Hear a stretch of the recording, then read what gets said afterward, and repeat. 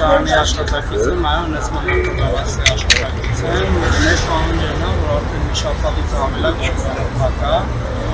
գործարանում կան արտադրամասեր, որտեղ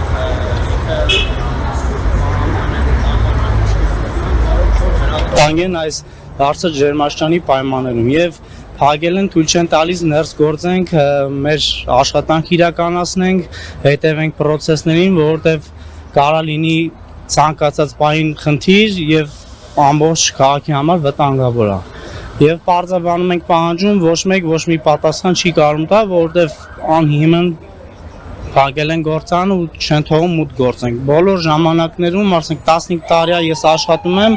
այս գործարանում միշտ եղել են ստուգումներ, եկել են իրենց ստուգումները կատարել են եւ աշխատանքը իր հունով ընթացել է։ Մենք դենք չենք։ Նորից թող ստուգումները իրականացնեն, բայց գործարանը բացեն բոլոր աշխատողները, որ աշխատեն։ Մոտ 350 աշխատող ունեն գործարանում, որ բոլորն էլ այսօր փաստի առաջ են կանգնել եւ փակել են գործարանը, թույլ չեն տալիս, որ մուտք գործեն աշխատեն։ Ամեն մեկը ունի իր խնդիրը, իր պահանջը, բայց ընդհանուր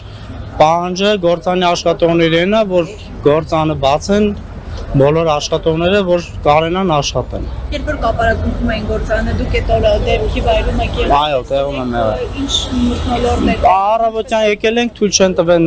մուտք գործեն գործարան։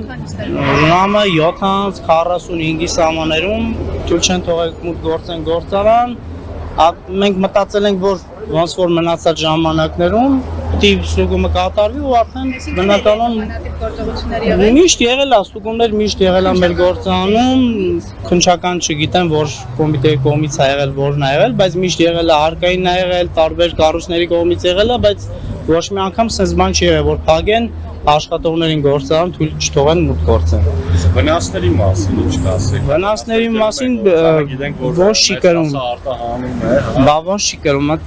Արդեն երկար ժամանակ է, մեկ շաբաթը տվյալ գործարանի համար շատ մեծ